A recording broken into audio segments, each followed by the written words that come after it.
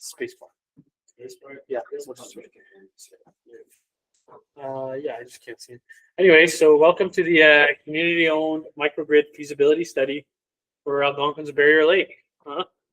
Practical, cost-effective, community-driven. So this is a presentation to report the findings of a feasibility study done by Advantage Engineering for the Kitiganek Economic Development Department on what sort of power generation options the community has access to.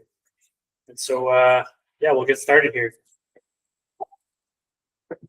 Wow, this is great. There you go. So, introductions.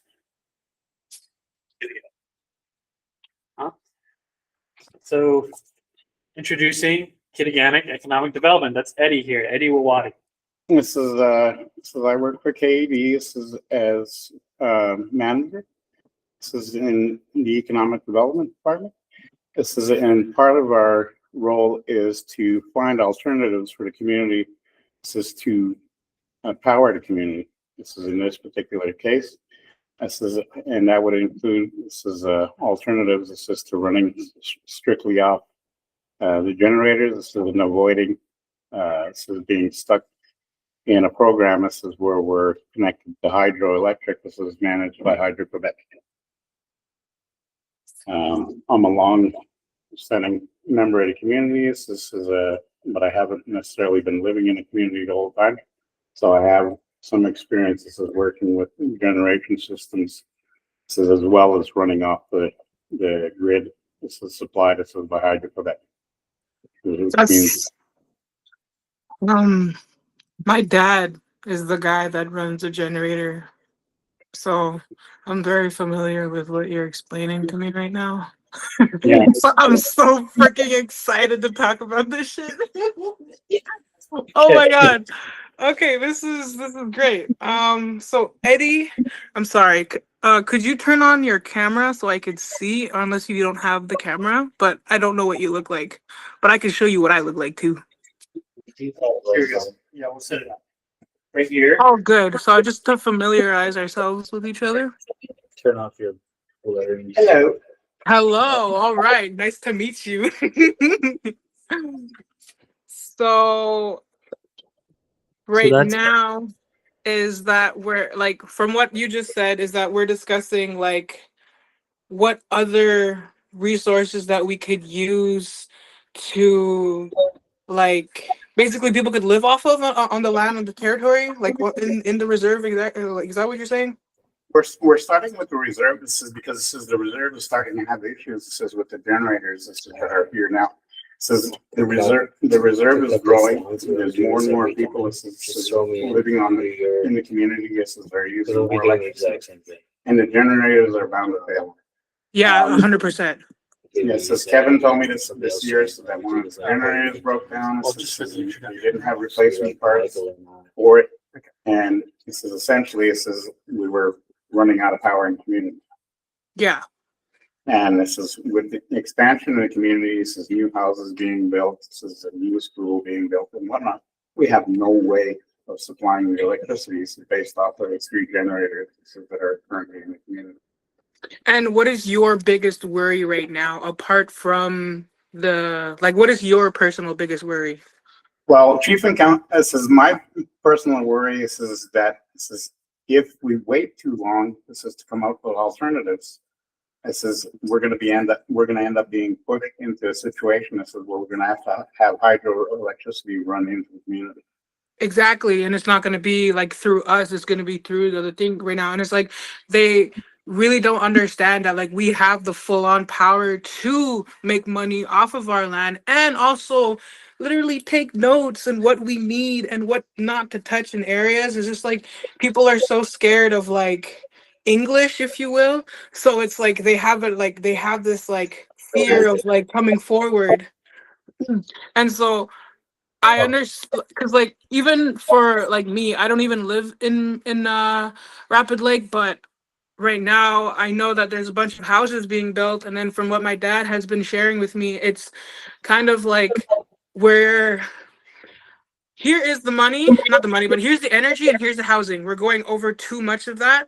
And then this could only hold so much of it.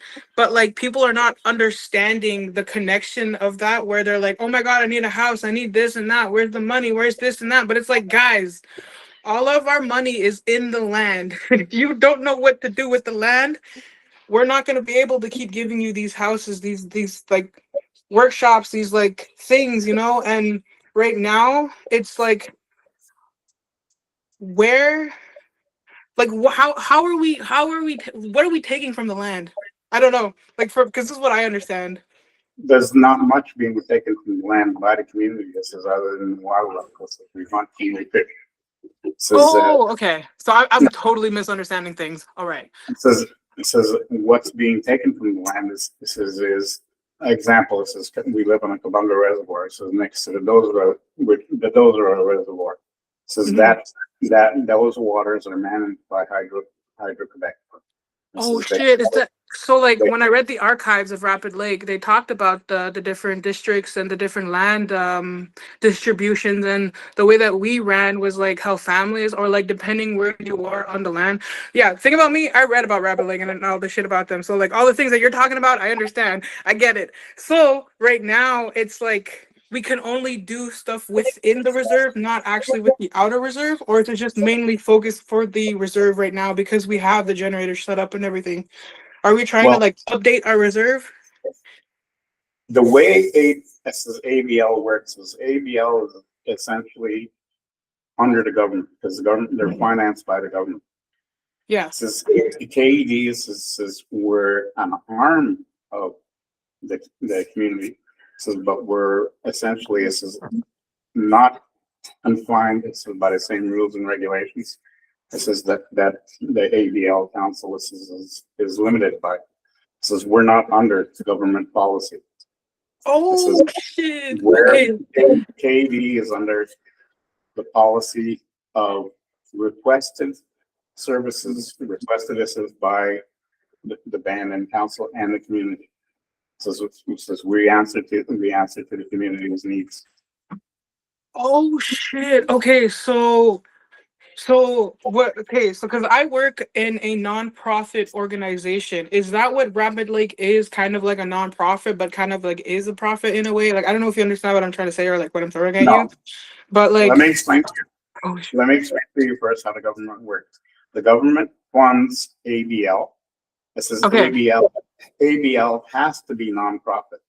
They will finance you. This is for economic development. They will finance ABL for economic development. But the minute Rapid Lake starts to make a profit off of any economic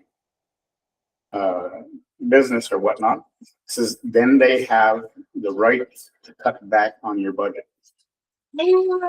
Oh shit! Oh shit! Oh shit! KED was created to create a corporate vehicle. This is so we can expand in the economic development department without affecting ABL's budget. And that's what this what this microgrid feasibility study is trying to create an alternative power generation system. This is where we are independent. This is of the constant demands on the government is to supply us with electricity and dictate to us how we're going to power our community. And I have something to share. So what is your main struggles right now? Is it like finance? Is it just getting the people on board? Like what is it? It's a bit of both. This is finances. This is because we have to work our way up. We're building up KED at the moment. Okay. And some people in the community feel threatened by that. Oh, you're not wrong. You're not wrong. You are not wrong by that. So one thing about me, I might be able to help you with this funding thing because I know a lot of shit, and I'm always trying to find the right things and right people to talk to about these things. And I see what you're doing for the community because I'm literally there and I've been trying to figure out things on how to be there for my community in a way. And so what you're saying to me is that we don't want to touch the community's money, right? But me, I don't know if you're familiar with a bunch of settlements that's been happening with like the day school survivors, with like the dirty money settlements, the first things, all of these things. So basically, if you can discuss this with Vanessa and ask her if you are able to, especially with me, because I want to do this with you. I'm able to have a business plan or a kind of thing to help um do things, right? And it's like I have to have a proposal or like a plan. And I'm not really good with the paperwork, but considering you have all the paperwork already done, I would need to know if you want to move forward with this, for this, like apart from like having to deal with like the ban stuff, because technically you would be dealing with the government, because the government is funding all of my lifestyles and a lot of these things. Like I don't know if you're familiar with like post majority. So post majority is something that is funded for kids that we're taking into foster care, and it's like this whole thing that is meant just for foster care kids, and well, native foster kids too, just to emphasis on that. So you have to bring this forward to like I've been wanting to freaking discuss this shit, because it's like, guys, we need to fucking update ourselves. Like we're kind of falling behind in society, and it's like our land is just being taken through like all of these fucking forestry shit, and it's not working out. And it's like, considering me not being there for like an X amount of years, but still going back for a month and then seeing everything, and fucking horrible. I'm sorry. There's a lot of shit going on in my head right now. But all I'm saying is that I can help you get this shit going if you help me come up with a proposal for a business plan. And I really like this presentation, and I want to help you, but I want you to help me at the same time, help my people. Well, we have to take it one step at a time. Obviously, there's an idea, like, but like there's a plan in it. Yeah. Yeah. Because that's what it is. Because I have to have like an X amount of workers with me. I have to have like a reason, like a whole contract and everything. Like it's literally like you're working with me. So I'm trying to find people that I'm able to support, but also has the things that I need. Meaning like this right now is very, very good, because a lot of people don't understand what we're sitting on, and they only see money coming out of it. But it's like we need to show them what the money can do, apart from like people having it in their accounts, or like saying these numbers. You know what I mean? Like our people are very visual. Yeah, this is. I understand that. This is, can I let Billy continue? This is with the presentation. Hell yeah! I'm sorry. I tend to cut off people. I'm so sorry. No, that's fine. This is because you're expressing concerns. This is about the community. This is, we'd like to continue with the presentation, because this is like one of the steps. This is in the progression of the community, to protect the community. This is from falling under total government control. It says, because it says if we don't address this issue now, it says we're going to end up in a situation. This is where this is either the government's going to step in or Hydro-Quebec is going to step in. It says because we do not currently have a method of supplying electricity long-term for the community. It says as the community grows, it says Indian Affairs says no longer wants to continue paying for the generators. They're talking about cutbacks. That's because of the self-government issues. So that's been coming for 30 years, and the issues have not been addressed. And now we're playing catch up, and we're behind. We need to get moving. So, anyways, I'd like Billy to continue with the presentation. That way, you can speak to you'll hear from the engineers. And you'll see. Have a bit of an understanding that this is one single project. We have more projects so that we can work on and we can discuss at a later date. Are you good with that? Right. Hell yeah! Thank you. Thank you. I'll try to get it here. So that was Eddie's introduction, right? So my name is Billy Longchop. I work with Advantage Engineering. As a project coordinator and we've been working together with the Kitiganek Economic Development on this energy feasibility / microgrid feasibility study for the community. And so this is a pretty hefty presentation. There are a couple breaks, and there are a lot of opportunities to ask any questions you might have. So I'd ask you to hold on to some of those questions, and hopefully some of them are answered throughout the presentation. And yeah, we'll get on with it right now. So AEL and KD has a shared vision, for the microgrid. It's a partnership to deliver reliable, lower cost, community-owned energy and cultural environmental stewardship, right? So reliable power, lower costs, and local control of the energy being produced in ABL, Algonquin's Barrier Lake. So we got some keywords here to go over for the presentation. Number one being the feasibility study. So a feasibility study, and what that is an evaluation of whether a project is practical and achievable. And so that's the key goal here, is to just find out what the options are and find out what the community thinks and what's the best fit energy-wise for what the community needs at the moment and needs in the future, going on from 5 to 10 years and even further. Energy sovereignty, that's another important word in this presentation. That's control over a community's own energy resources. ABL sits in a very unique position where it has, I'd say, total energy sovereignty and can make its own decisions for its own community without crown corporations like Hydro-Quebec stepping in unless the community wants that, and they don't. So integration, this is the most important part of this whole presentation, is this word, integration. I'm going to be bringing it up a lot throughout this presentation, and it's bringing systems or components together to work as one larger piece of infrastructure. So integration, we'll remember that, right? So quick agenda overview. Throughout this presentation, we'll go over why a community-owned microgrid for ABL matters. We'll go over the feasibility study scope, methods, and key assumptions, the current challenges that the community is facing, diesel generator risks, costs, and capacity limits, and the energy demand outlook. So projected growth and implications for planning. That's the school, that's this very health center, that's the lodge, and there's so much more, to be done. So growth is a big part of this presentation as well. Technical assessment, solar potential, battery sizing, and site priorities. Proposed solutions. These are all the solutions that the feasibility study has found and are presenting for ABL.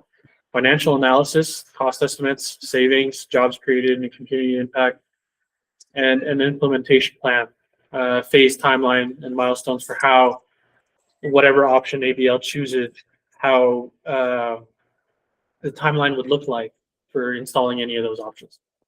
And then environmental and social economic benefits, so long-term outcomes for Algonquin's Barrier Lake. That's also a key part of this presentation. And then questions, that's way at the end.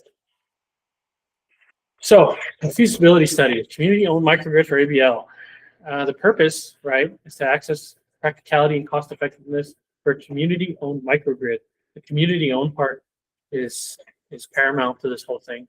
Like I said before, they're in a very unique position. A lot of other communities are, but a lot of communities aren't, and they don't have a choice, and they were signed on to hydro years and years ago, and they just have to work with this. ABL doesn't have that type of constraint, and they can choose. That's an important part, is everybody coming together, voicing their opinions, and choosing on what they want. So the current usage, ABL currently uses 3 gigawatt hours per year with rising demand. Every single year, demand goes up. And to generate all this, they use 3 generators. These generators are old. They've been working 24/7, all the time for the past, how many years, Eddie? I'd say 40, 50 years. 40, 50 years, these generators have been working.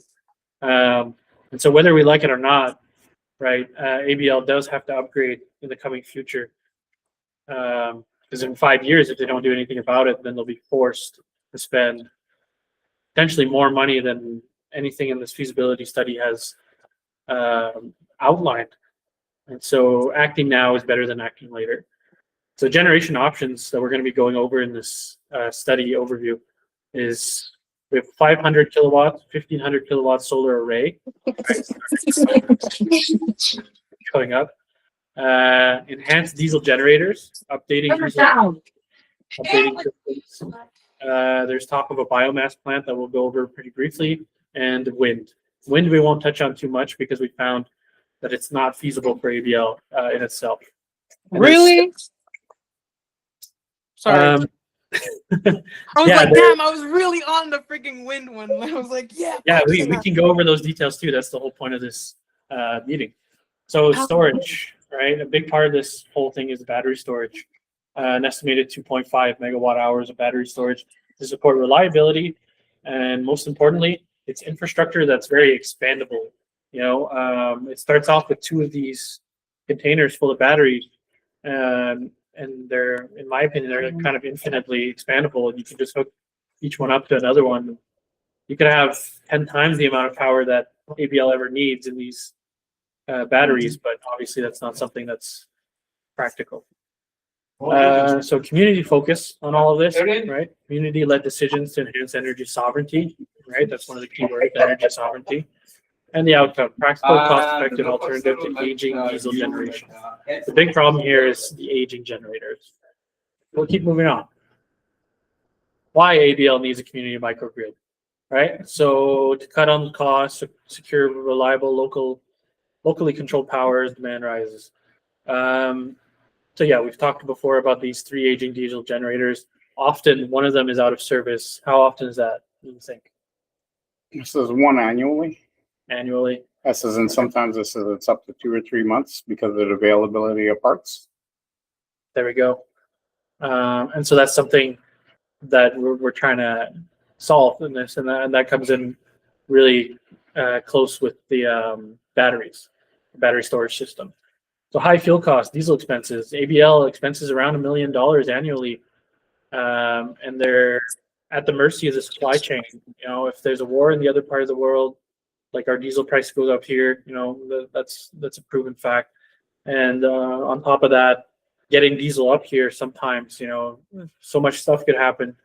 A truck could have a flat tire, you know, bringing the diesel fuel up, or a batch of diesel fuel could potentially be, how to say that, compromised. Yeah, so we've had trucks, this is like cement trucks and whatnot coming in the road, this is that have tipped over on their way in. Hey, you want to take a seat here? No, go ahead. Thanks. Right. So with frequent supply chain delays, rapid community growth, 30 new homes, a new school, health center, and 10% annual load growth. That's 10% year over year. You know, like as time goes on, you'll just need more and more power. When did they install the 3rd generator? Well, they just recently repaired one and reinstalled it. Right. Well, there you go. You're constantly having to repair and I guess overhaul these generators. You know, there's no point in not upgrading the microgrid that's at our discretion right now. So reliability risk, single point failures, and supply delays often threaten services and safety. And the solution that this feasibility study has found is the BESS community microgrid for stable, locally controlled power. The BESS is the battery energy storage system. And we're going to be talking about that a lot in this presentation as it goes on. Let's move on here. All right. We have a quick break here. It was a quick break. You can take 5 minutes, you know, or you can ask some questions if you have any questions now. 2 things. Right.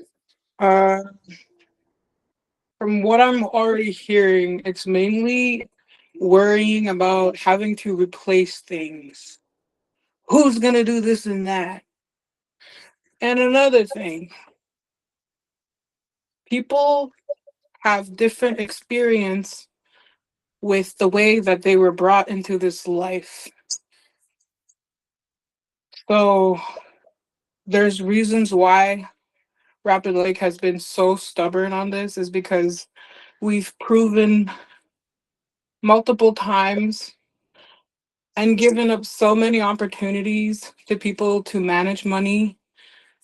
And we continue to still follow the chief and council, um, all of these things. But a lot of what I'm hearing is that people don't understand that, like, people themselves don't want to live that way. You know what I mean? And so, what, like, because I've been there and I've talked around and stuff with people and asked them questions on what they like and how the res is for them and, you know, what the res needs. And so, here in the presentation, what you just said, it's like, it's just like the constant updating part. That's what I feel like we're mainly focusing on, where it's like, yes, the generator requires updates, but there's a reason why we keep holding on to the generators or to all of these things that were given to us, because they were always going to need to be replaced. And people who resist updating those things continue to prove that we can live off the land, that we have the land for us, and that it's always going to be there. And obviously, we can do all of these great things with the land and find other things. And I mainly focus on the land because like Rapid Lake is still on the land. Like, we're still all of these things. We're just in this little like cage, if you will. And so people are not used to being outside that cage, or they're not used to hearing people talk about the cage. You know what I mean?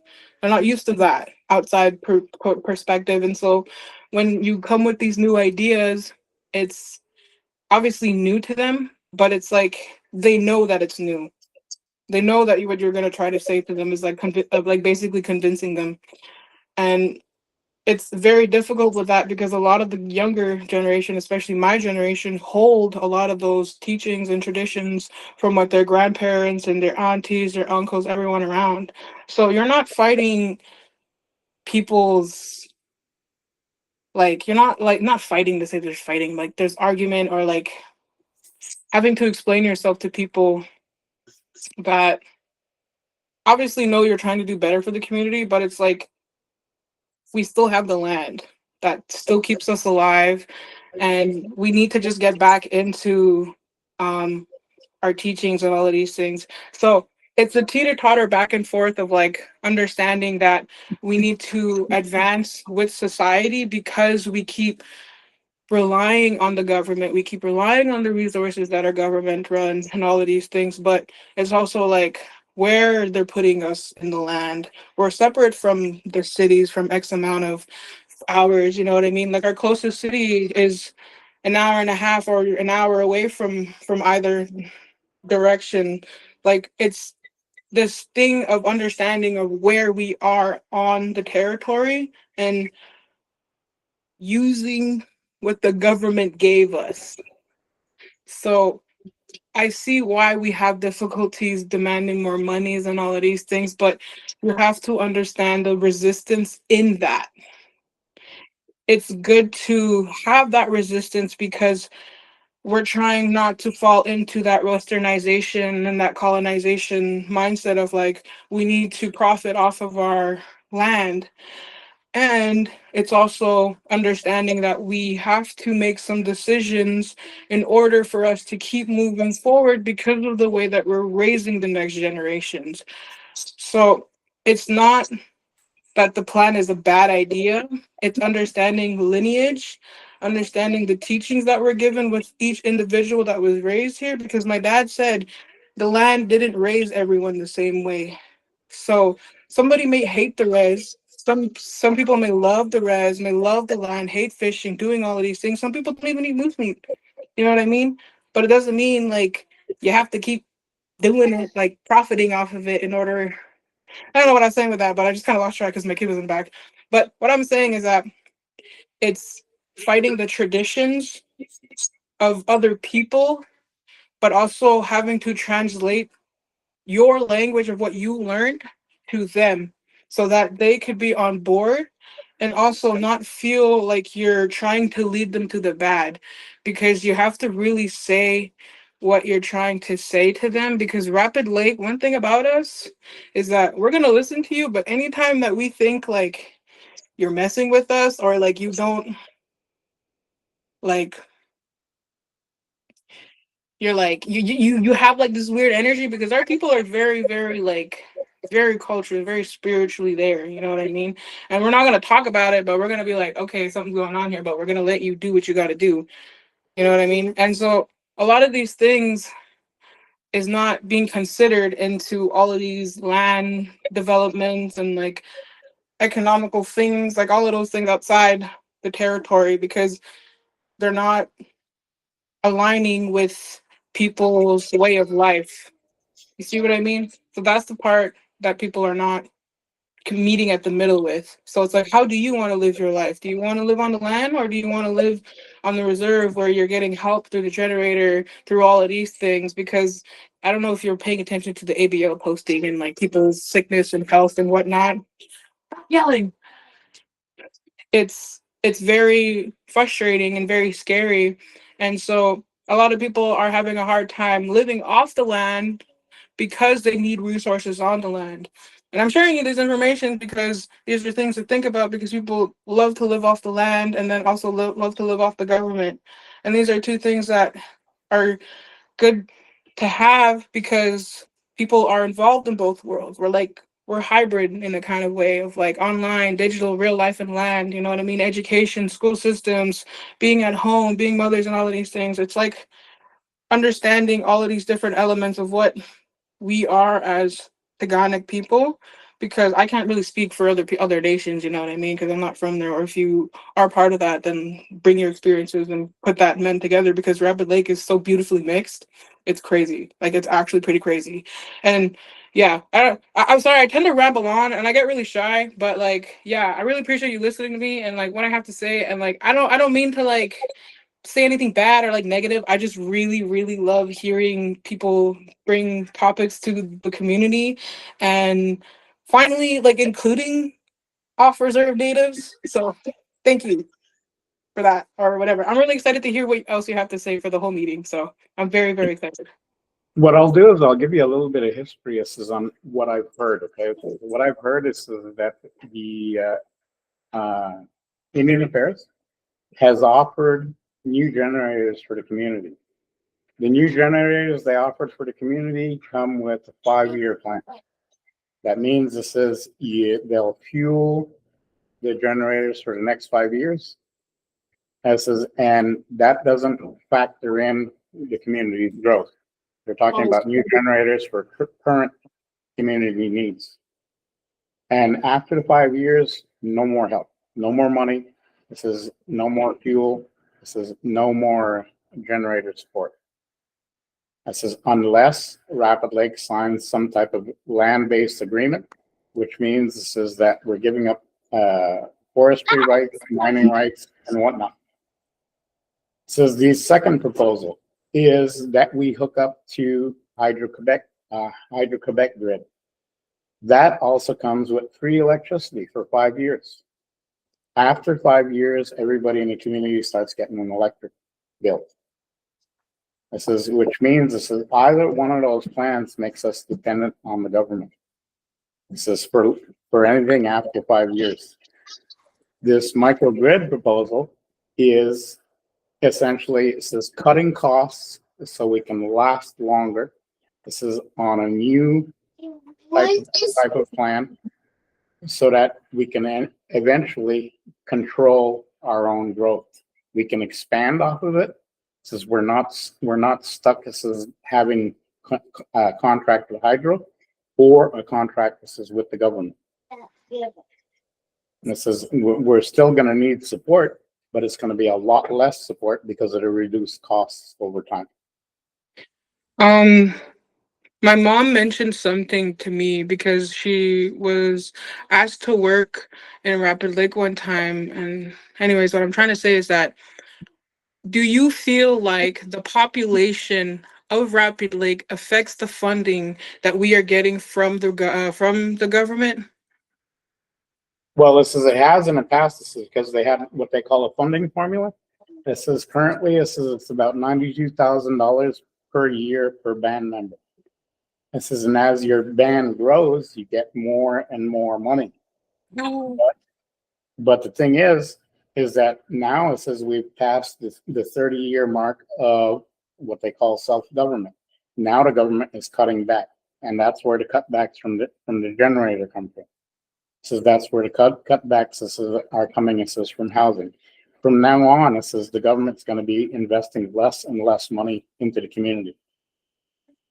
So So we have to come up with what we're gonna do after they start pulling away the resources, basically. Not the resources, but like what we've been sort of depending on. yes, it says Rapid Lake has been dependent on the government for 50 plus years. So now they're like, so basically, and like the best way that I can say it, the government is like, oh, so show us right now that you are actually independent. Yeah. It Holy, says, oh my God. So wait, all the paperwork that wasn't done. we had 30 years to plan and to grow and to develop stuff, and nothing has been done. So what businesses are currently active in Rapid Lake? It says, That do is we have actually any stores? insane. Do we have Oh any my God. sales? Do we produce anything? No. We've got nothing. Because this is the way Indian Affairs works, if we did develop anything, it says they would essentially cut back on our funding. That's why it says we created KED. So KED, it says, can manage funds, can, it says, create economic development, can create growth in the community without affecting, this is ABL's long-term agreement. This is with the government. So they continue to get money for health services, education. So This this is, kind of frees time, like that's time ticking right now on that clock. So right yes, now, from what point did they sign that little 30-year thing, and when does it end, or when has it ended? you'd have to look back. It says when they introduced this as self-government, which was approximately 30 years ago. Okay, so oh my God, we have to do 30 years worth of fucking paperwork, or basically 30 years worth of like being like, hey, by the way, this is what we did, but we don't have anything. Yeah, for the past 30 years, we were supposed to be building up businesses in the community, and at the same time getting our what do you call it? Our annual budget cut back. It's a catch-22. This is with working with the government. This Holy is shit! Oh my God! it's because of the way the Indian Act works. You have to understand how the Indian Act works. This is and how INAC distributes services to the community. It's You in the said name. Oh you my said it God. was a cage a while ago. I don't call it a cage. I call it a prison. 100%. 100%. Chief and council, I says, are stuck in a contract. I says dictated by the government. It's a prison. Yeah. I know that because I'm a board member for a nonprofit organization, so I know all of these things. Yeah. So I know about like how finances work for nonprofit organizations. So that's why I have all these questions on like what you guys have planned going on. So basically what I understand now is that you guys are essentially like a safe zone for the community to come in for like ideas and plans without touching the actual government money. It kind of like freezes their money in that moment, is what you're saying? Well, it says the band can still hire us, can still subcontract stuff to us. It says growing KED, but at the same time, not affecting their annual budget. Okay. A lot of different So community, and one of those is the energy, right? Energy sovereignty. Yeah. To figure that out. And that's what this whole presentation is for. It says we got to settle the issue. This is of energy. This is and pretty quick. This is because it takes time to implement the plan. This is it's easy to make up. It's easy to think up something. It says, but then it says you got to get the money for it. You got to get the planning for it. This is usually the planning comes before the money. It says, and you got to be able to pay for all of that. Currently, it says we can request that money from the government. This is to train people. This is to teach them how to manage batteries. This is how to operate these new diesel generators. This is and get them prepared for the future. This is the same thing. This is with solar panels. This is how to maintain solar panels. All of that requires training. So is that what they're doing with me right now with my IT course? They're basically using me as a fucking puppet so that I can stay here in the community and make sure that the community is a fucking community? Well, I don't know exactly. This is what you're. No, but like what you just explained to me is what I'm going through right now for my community. So basically, they're trying to recruit other indigenous, like all the native, the band members into getting to these courses so that they can still They can- have the community. Basically, like we're all like in a loop. Like you go there, I go here. We're gonna keep here. This is all these things of using our energy in a kind of way. I don't. Have you ever watched the movie Snowpiercer? Yeah. Snowpiercer? This You is, never watched? I really can't answer that. That's more of a question Dang, for chief and council. This is chief dang, and council. This is dang. like KD. That's We got to focus on one step at a time. This is we have to stay on track. This is what we plan. This is the economic. This is part of it is economic development. Part of it is being self-sufficient and not so reliant on the government. You'll want to talk about independence from the government and being land-based and being traditional. This is what KD is pushing for. okay. So, So we have to. so we have that freedom. So you are the leaders of leaders of that idea of like hell yeah, we got people. So now you just need people to like believe into this thing, right? Yeah, we need Okay, you just need believers. That's all you gotta say. we need community support. It says, and we need people to understand the process. This is that we need to move away from government. It Hell says, yeah. and we got to become self-sufficient. Part of that being self-sufficient is having a microgrid that we control. It says a microgrid. It says that will save us money. It says in a microgrid, it says that can grow. This is with the community. It says rather than have to sign a contract, this is with the government. This is essentially signing away our rights. This is or having it cost a shitload of money. This is to the individual people. This is to the community. And also, I don't know if you heard about the new bill S2 or something like that. How would we feel about the new people being re-registered or registering themselves? Like, how are we going to deal with that on top of this whole? That's separate. This is from the microgrid feasibility study. So it's like a whole. Okay, dang. That's the ABL political part. So they have to deal with that because the government deals directly with councils for that. Okay, wow. All right. Okay, so we'll keep moving with the energy presentation here. wow. Right? Can I take a smoke break? Hell yeah, you can. Thank Sounds you. good for me. Great. I'll be back in 5 too. Okay. All right. Let's take a quick break.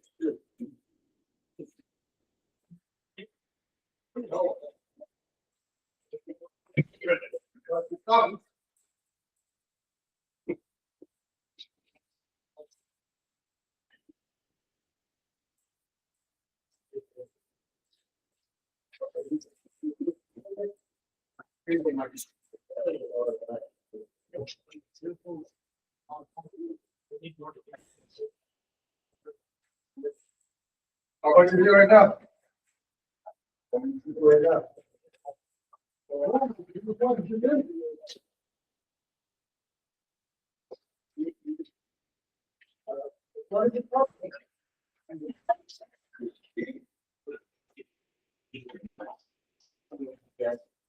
Hours we are on energy. Couple of years. Want you guys to know what's going on with your hour? Yeah. Power of the music.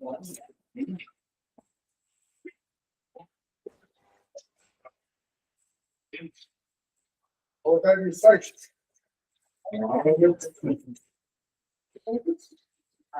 Sorry, I don't know, he's busy in here.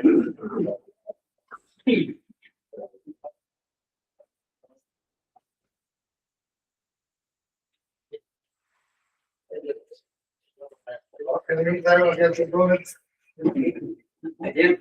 Yeah, You gotta stay for an hour. I'll stay here for 10 minutes. Yeah, okay, good one. I'll be 10 minutes with you. Here you go.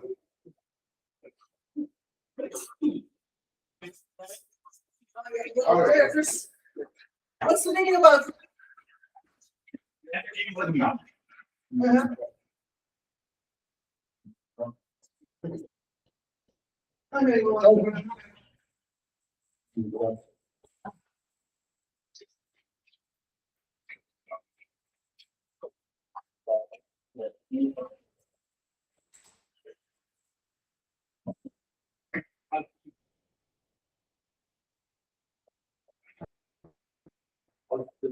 There we go. Yeah. Ah, that one is good.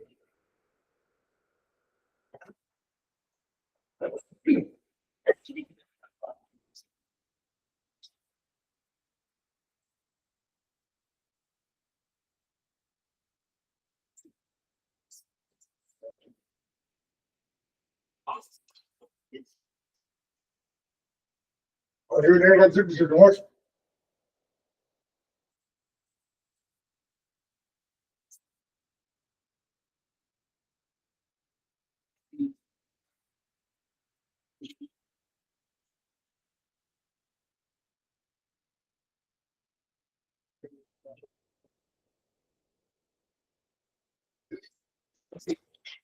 So, do you guys have to get into the fun part?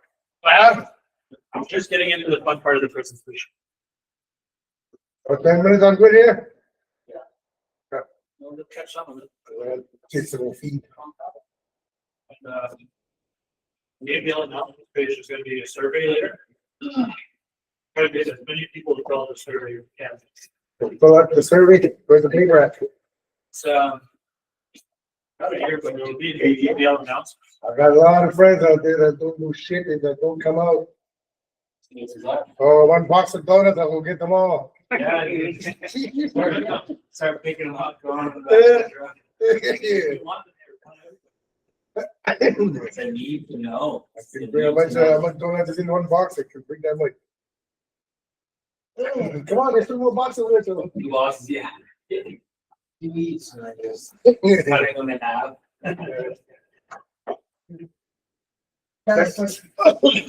Have you heard the purpose of the proposals about the government cutting back actually on the generator? And then say anything to that, I haven't seen. they were talking about, this is giving about like three new generators.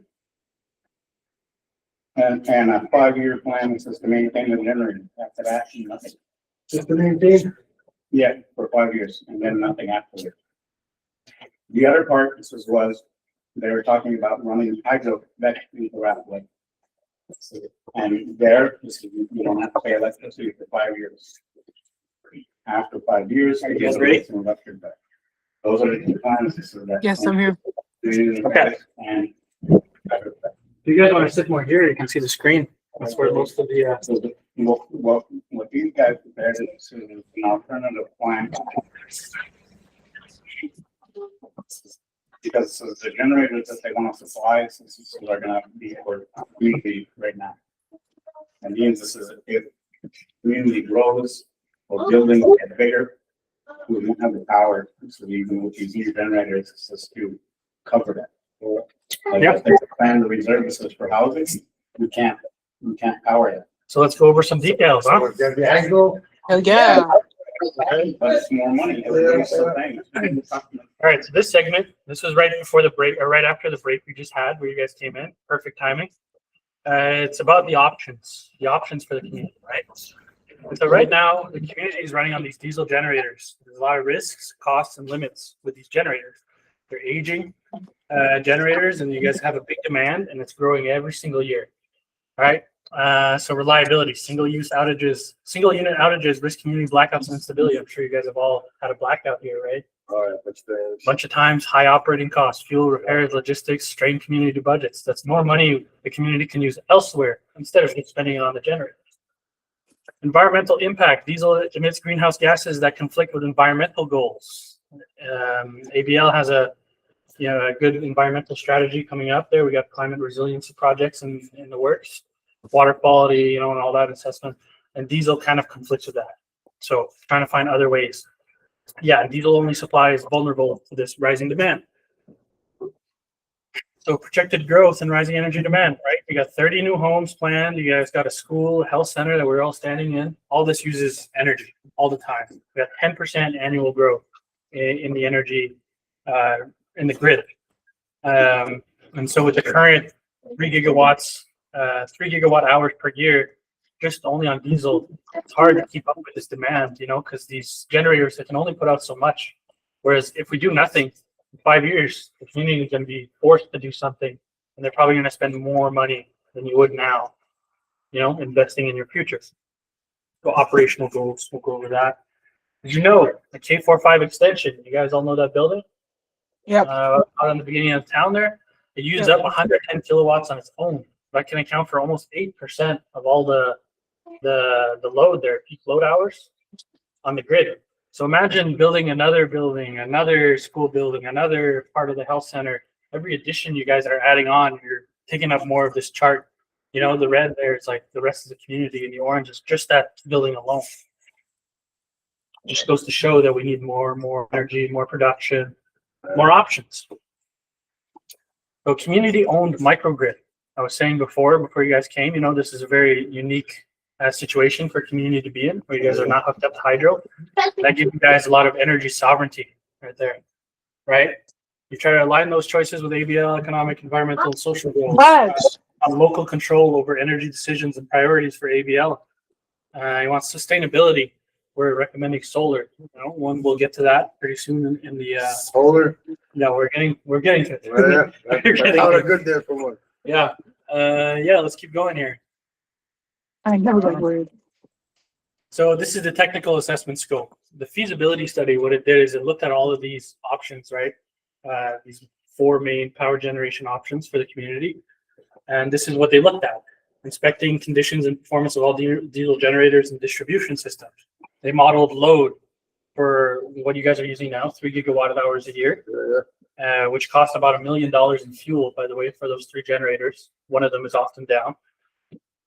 And it modeled that over a 10-year demand, looking forward to the future, what you guys are going to need in 5 years, 10 years, 50 years, Solar siting, we identified community locations suitable for 500 kilowatt and a 1,500 kilowatt solar array. All right, optimize generation, reduce losses, and sizing for future needs. We modeled the microgrid to accommodate demand growth and integrate, these solar and battery storage options. Keep going here. Keyword overview. So these are the options we're talking about. BESS. This is the primary recommendation for the community. Battery energy storage system. Stores energy for load shifting, outage support, and diesel reduction. Solar array. Photovoltaic generation to offset diesel use and charge the BESS, the battery energy storage system. And then enhanced diesel. We can upgrade the generators we have now. We can buy a new one if you want. But all of these options pair perfectly with the BESS. I make some soup. Or the batteries. All right. Here's an example of a battery. Yeah, there's a battery right there. It says this is a battery. It's not like a car battery. This is, and what they do is they fit into racks. This is so that it says you can put them inside a container. You put the racks inside of a Like a sea container. can. One of those sea cans. And you stack racks in there. It says you can have your whole container. It's Stack them like full of 8, batteries. 16, 32. And you get more and more batteries, and the diesel generators charge these batteries. Right? So we'll keep going. Stay with me. So these are the solar power potential and site priorities, right? So the proposed solar array is between 500 kilowatts to start and up to 1.5 kilowatts. The estimated generation, 836 megawatt hours a year, midpoint estimate. We can go on more into that later. Site selections to maximizing solar capture means prioritizing south facing, low shading, and close to existing infrastructure. We have a segment on where we want these solar arrays to be. Land and infrastructure, minimize land use conflicts, avoid sensitive areas, and costly grid upgrades. Everything we want to keep to a minimum, cost to a minimum to save money for the community. Operational benefits, reduces diesel dependence and emissions and supplies clean energy during peak daylight, and it lowers the operating costs of everything else, right? Community value supports energy sovereignty, very important in cost savings. Oh, do we have Matthew in the meeting? Yes, I'm here. Hello. Okay, here, yeah, I'll let you show your screen here. Cool. Yeah, I'll share now. Matthew's an electrical engineer, studied at the University of Calgary. He's an electrical engineer that studied at the University of Calgary. Oh, okay. And he's going to speak about the solar array here. Can you see my screen? Yeah, I'm just bringing it over to the other. Is that working? There we go. Sorry, it's weird with the mouse. Yeah, nice. Okay, yeah, here we go. So yeah, you can showcase a little bit of the solar array and the different locations for this array. Yeah. Oh, hello. Yeah, will do. So, what we're proposing in the report as part of the solutions for the power was one large solar array to kind of act as a central array for the community. As Billy mentioned, obviously one of the crux of the design here is trying to find a location that is both close to the existing generators and electrical infrastructure, as well as one that corresponds with a good location based on future community expansion. And so obviously we value your feedback on that. I mean, you guys could definitely tell us where you prefer to have it, what you feel about it. As of right now, the two locations we propose are this one as shown on my screen here. And then there's also an option to move it further to the east, so in this area as well. So That area used to be a dumping area. Like close to that Fox Road there. If you zoom in, that used to be a dumping area. If you see that little white dot right next to that square, that used to be a dumping area on the left side. Okay. Yeah. And if you've gone into the trail, it's very like hilly. So I don't really know. And that's one of the biggest concerns is just to call the topography of the ground, as well as how much trees there are. Because with the panels, with the installation of it, there will be a certain amount of tree clearing to allow for the panels and to maintain, so there's no shade falling on the panels. So here we have a bit of a step back. So this area here, which is about, I believe it's around 500 feet by 400 feet, will need to be cleared. And then, of course, other considerations, just having it close to a road or somewhere that can be easily accessed during installation. So how will they if they do these plan and they go through it, so who's gonna be the one to run it and to manage it, or to be working for that department or in that position? I know that a while ago, Eric, I think his name is Eric or something, I don't remember. He said something about oh, they're gonna be training people in order to have these this economic development and stuff like that. But it's what if people don't want to have that job? Because I know in order, there has to be some sort of managing or taking care of these solar systems. It's just the same way there's someone already taking care of these generators. How is that? Yeah, so we can segment on that at the end of this part of the presentation on the economic benefits and what training looks like for the community. And so we can keep going, and we can answer that question at the end of this part of the presentation. Because there's three parts. You got to remember, we're still going to use generators, but we're going to use less generators. We're going to use solar power, and we're going to use batteries. Oh, so it's just all of the energy sources of where to get energy from, and we're just kind of showing people to rely on that. Yeah, it creates jobs, This is, and what it does is it gives us alternative sources to save money, so we don't have to use as many generators. All of these systems also integrate with Yeah. each other. And Okay, they so all, it's like, It's not either or. It's not like we'll take this one and not this one.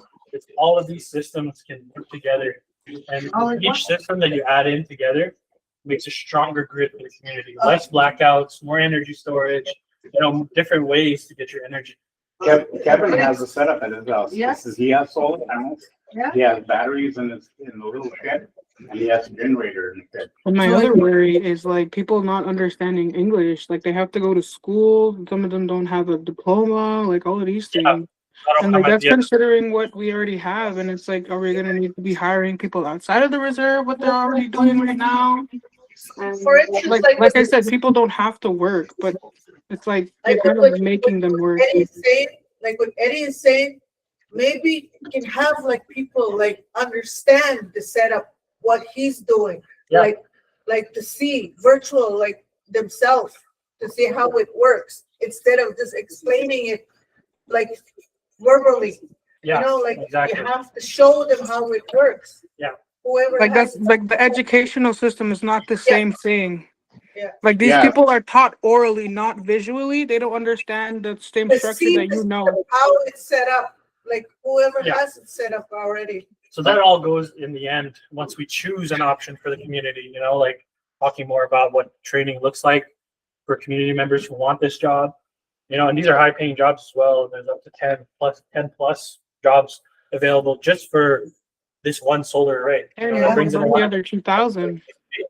and it fosters like a good education, value for education. Like we send people to school, there's all sorts of trainings you can do to become technicians, and those people can teach people in community as well. But like I said, there's a segment on that at the end. It's So too I think we'll let individual. Matthew. We're too heavy on our community thing. Too Well, it's heavy. Who's all like really wants to see how it works, Yeah, the alternative Alternatives. is proposed by INAC. You got to remember the alternatives proposed by INAC and Hydro-Quebec are not good. Yeah. They're not long-term plans. They're not good, and the community has already agreed that they don't want any of those alternatives. So these are all options that we found for the community without considering those other options. And so, Matthew, could you pull up the 1500 kilowatt array just to visualize, Yeah, it's right here. just to show people like the minimum and the maximum? Like, what if my kid doesn't want to work in the, like, all of these genealogy, like, the next generation? That's what we think about. Like, obviously, this is going to still be there. So this is the larger grid here. I think further to what Billy said as well, the intent with the design for the smaller grid is to have it be more modular. So that way, when the community grows and needs more power, they can introduce these solar grids as sections. So it can be start with a 500 and then move up to a 1.5 as needed. And that modular system also includes the batteries, which we've spoken about as well, to allow for the storage of that energy. Yeah, and we'll continue to touch on that as the presentation goes on. So thanks, Matthew. All right. Well, cool. Yeah, thank you. And he's an electrical engineer with training at the University of Calgary. I appreciate you giving me the time to speak to you today. Thank you. Appreciate you. Yeah, love having you. Okay, now I gotta figure out how to bring back my other. Okay, here we go. We're back on track. Everybody can see?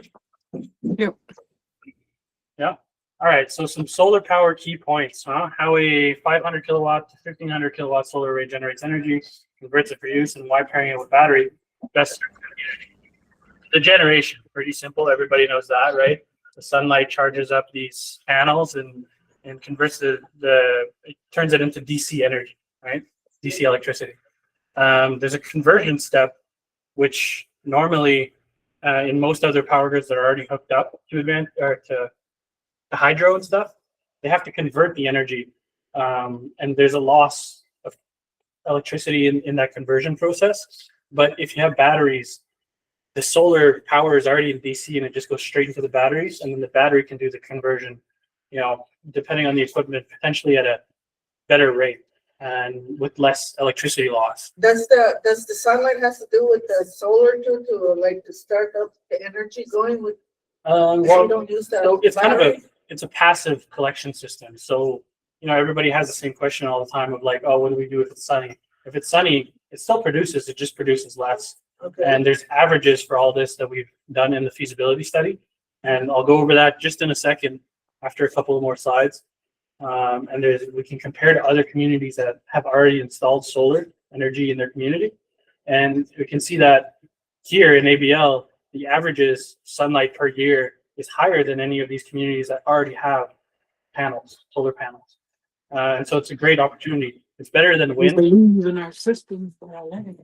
We found wind is not really, What about with the solar and the panel and the battery? well, exactly. That's what we're going about with the integration.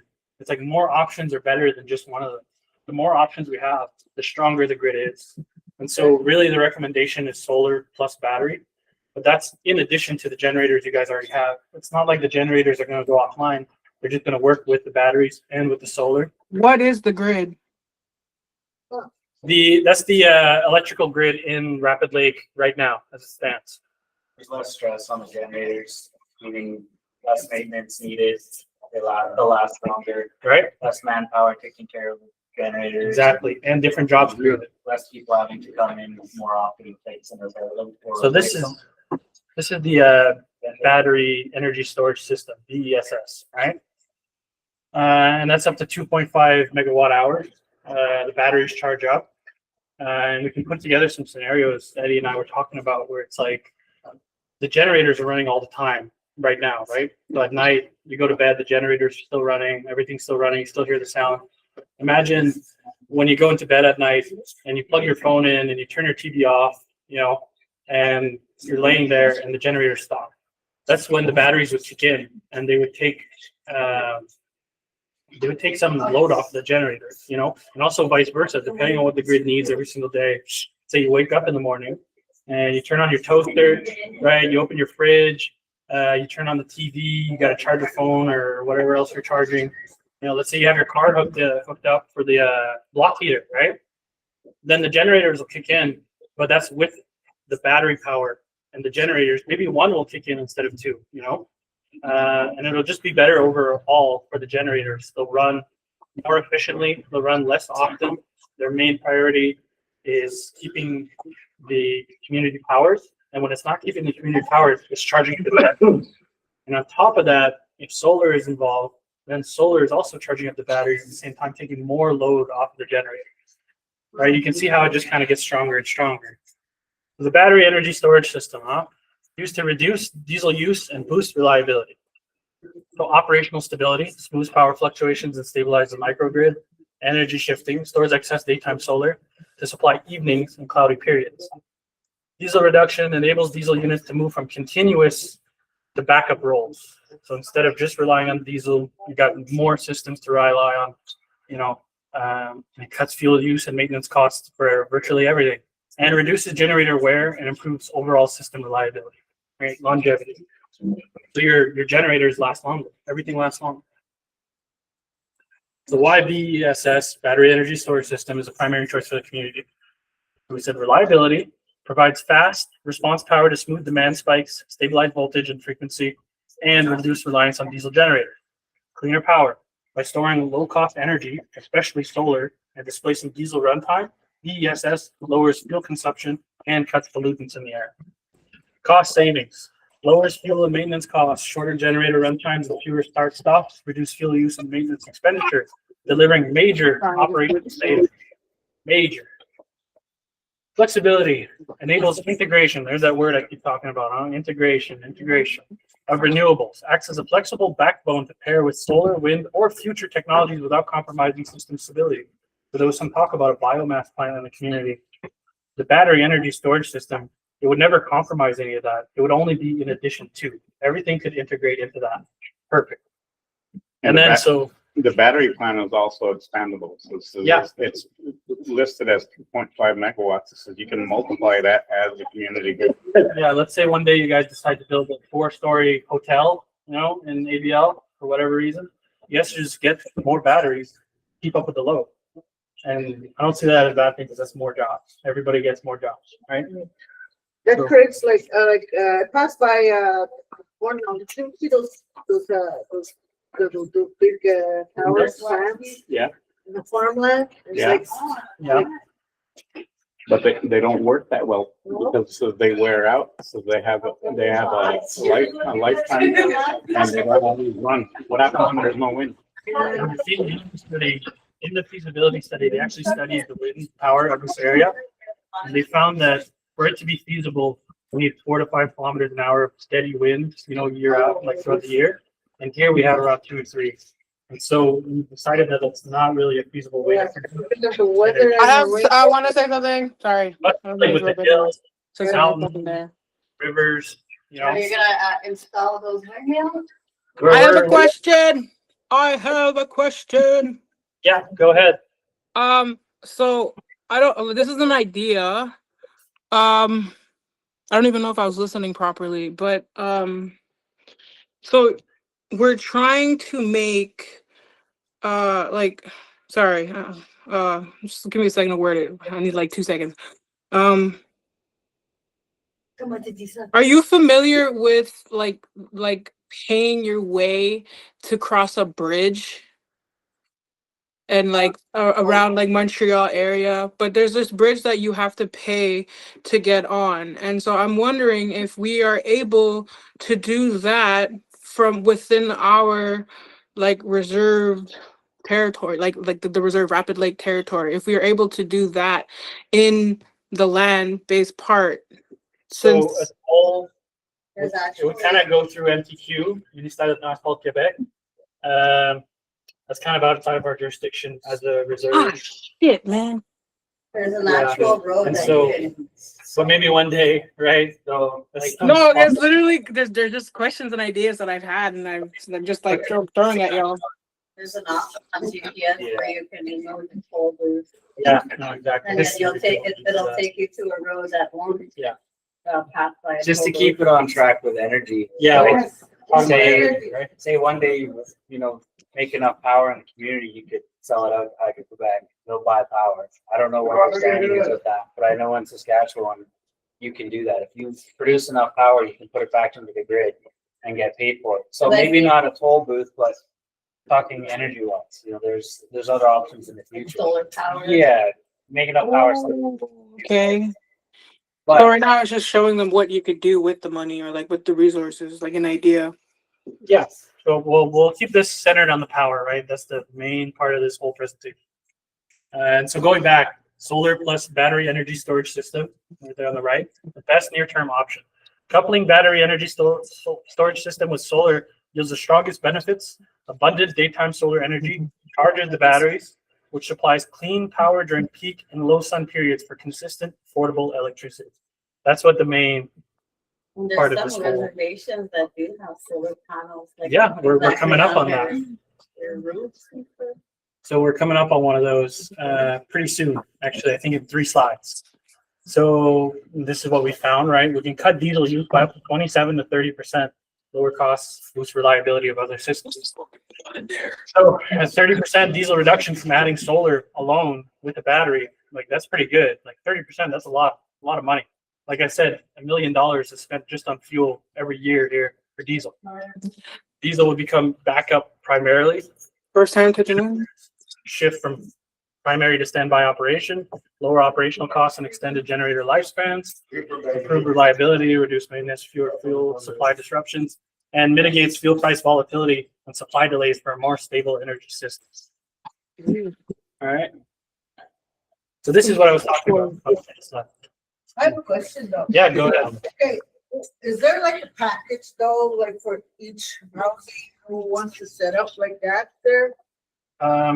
So for the solar, Yeah, the solar with the battery integrated together or something? What's it- so we actually have another housing, like another workshop coming up next week, December 2nd, the Housing Initiative Workshop. I really encourage everybody to come. It's going to be exactly like this. Possibly there's going to be donuts and coffee available too. So, tell everybody, like I said, but we will be talking about that, kind of getting set it up like for campus. instance, like when we're in our own camping like area, like our own cottage. It's possible. Yeah, that's something we want to talk about with the housing initiative. And we even have some graphics and all that set up with like cabin pipes with like solar panels built into it and everything. And that's something.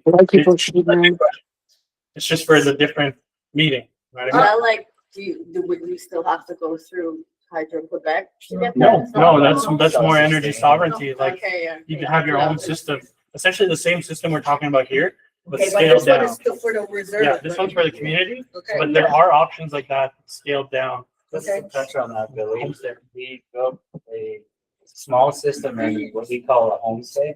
It's not far from the community. We have a battery set up and a generator at Like the this? moment that powers just like that. We have 4 of those set up in a house. And when I come up to go to work, because I'm staying near the community and I work here for 3 weeks at a time, I use that exact battery times 3. And I power it with the generator. It lasts me 3-4 days. I can use an air fryer on it. All So it's kinds of like things like that. basically like a big power bar.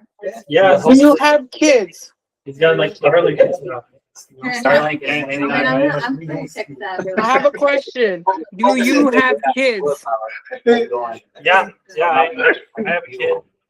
And like, are you just like an one individual in that household for that one little battery, or are you like multiple batteries for one? It's like 4 people in this household, and it supports the power for everybody. And it's a trade. They got Okay, 4 so what if people have more than 4 people in their household, like 10? satellites, they're running lights. Yeah, that just be be. air fryers. It would be as simple as buying more batteries. Lights for sure. You get Like, because like that's what this like whole like sovereignty like energy thing is. It's like people having multiple family members, not just like how it like in this scale of like when you think about it, how much like people are you thinking about? Just from what you have in like the data, or like just based off like what you could do in this like potential. Just show her the box. Show her the box. Yeah, I'll show you the box. Yeah, I'm just looking at some guy right now. I'm like, I'm sorry. I feel I'll show you. I'm like eavesdropping on you guys. I'm sorry. Box here. This is one So battery.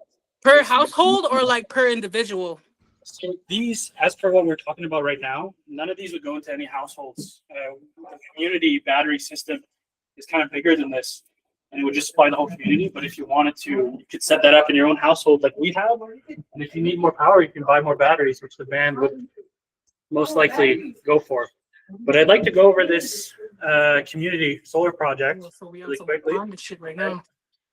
Another community that set up this microgrid. Yeah, so I'll go over the details here. So I'll start on this side. This one. Yeah. So this is ABL, right? Algonquin's Barrier Lake. In Northern Ontario. Yeah, They've got, it's not too far. this power grid set up. So we got 600 people here. And in this community, which they've been running on solar for 4 years now with 0 hiccups, they have 400 people. They have 1 generator and 1 backup, and you guys have 3. And they have a solar array of 300 kilowatts. The one we showed you, the small one, is 500. So it's bigger than that one is. 500 to 1500 kilowatts. Their annual output is this number here, 521 kilowatt hours a year.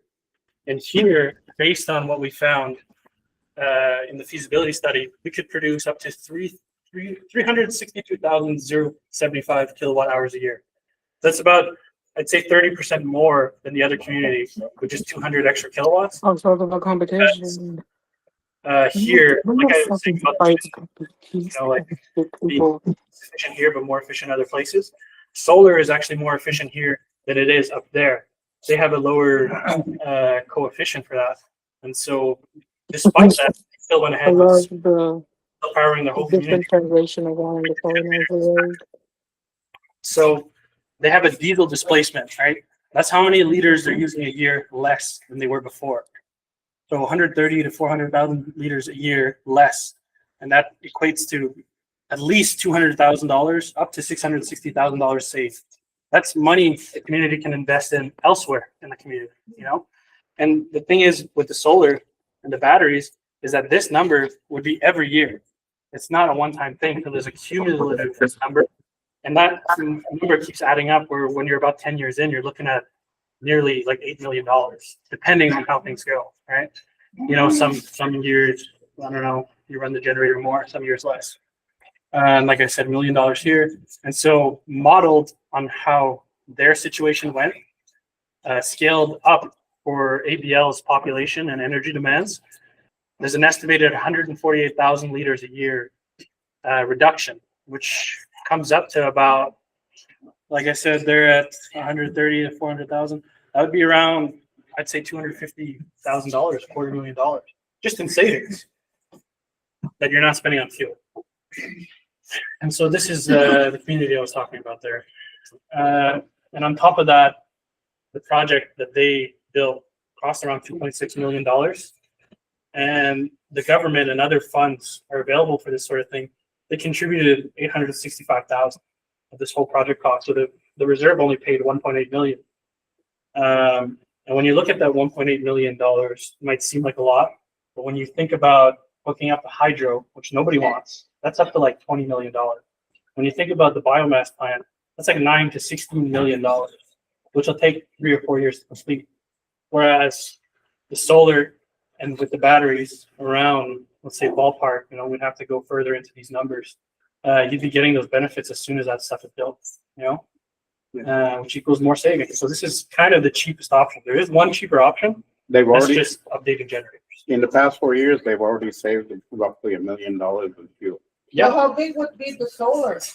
That's what we showed earlier with Matthew. The electrical engineer, that panel. He showed the big one and the small one.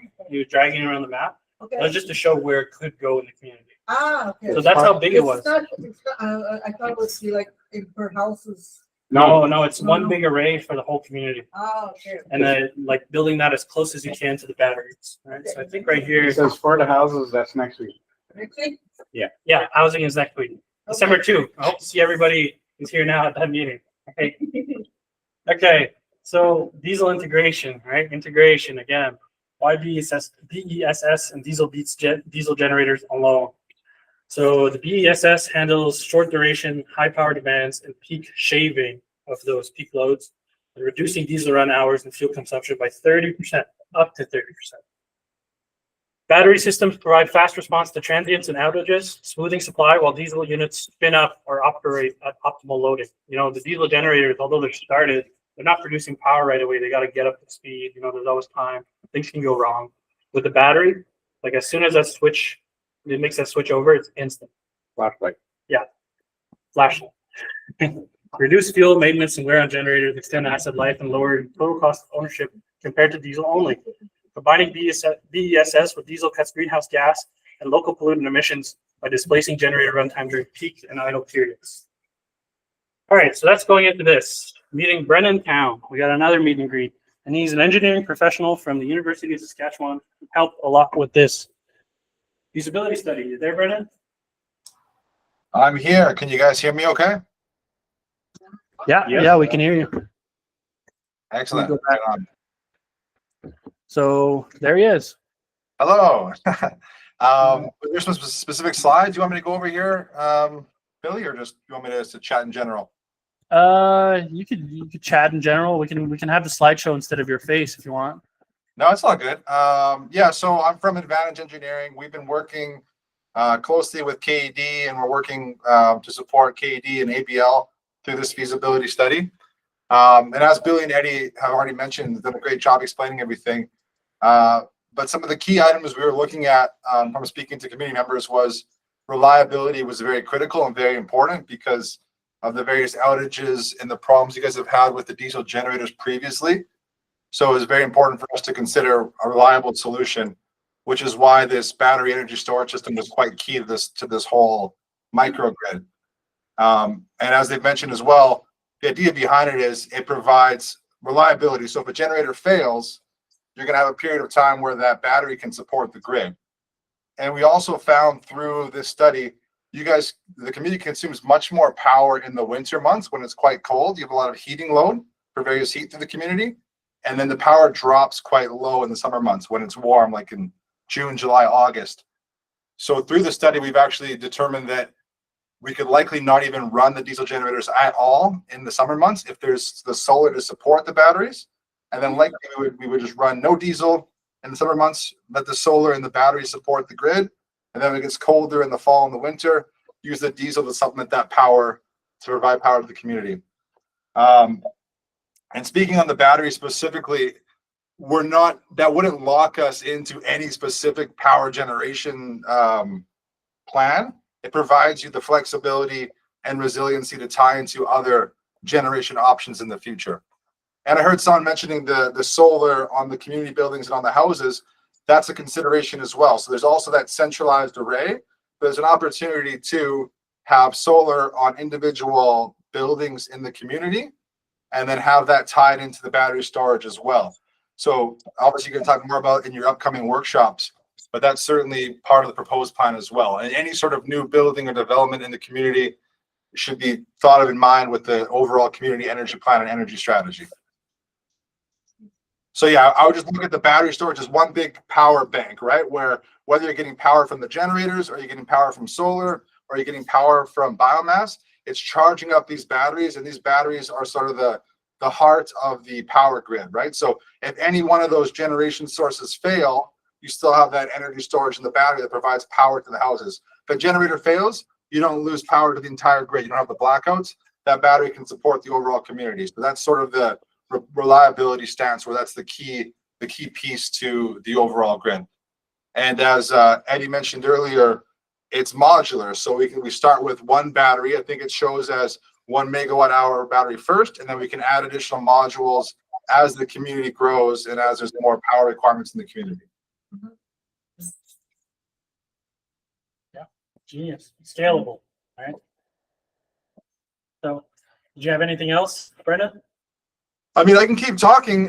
Is there more stuff specifically you want me to go over or talk about? I mean, I'm available. So, Do we have some specific questions or? One of Go ahead.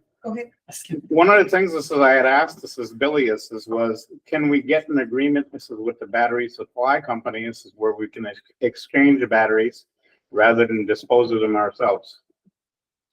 yeah, absolutely. So, I mean, with the battery storage company, you're going to want, we'll work with the equipment manufacturer, and they'll have to be a partner in this case, because they'll be involved in the servicing and in the training of the people that will maintain the batteries.